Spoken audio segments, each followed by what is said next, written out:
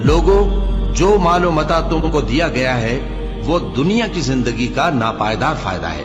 और जो कुछ अल्लाह के यहाँ है वो बेहतर और बाकी रहने वाला है।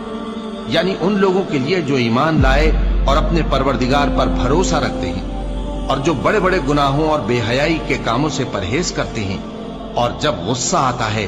तो मुआफ कर देते हैं, और जो अपने परवरदिगार का फरमान कबूल करते हैं और नमाज पढ़ते हैं और अपने काम आपस के मशवरे से करते हैं, और जो माल हमने उनको अता फरमाया है उसमें से खर्च करती हैं। और जो ऐसे हैं कि जब उन पर जुल्म और ज्यादती हो तो मुनासिब तरीके से बदला भी लेती हैं, और बुराई का बदला तो उसी तरह की बुराई है, मगर जो दरगुजर करे और मामले को दुरुस्त कर दे तो उसका बदला अल्लाह के जिम्मे है। इसमें शक नहीं कि वो जुल्म करने वालों को पसंद नहीं फरमाता। और जिस पर जुल्म हुआ हो अगर वो उसके बाद इंतकाम ले ले तो ऐसे लोगों पर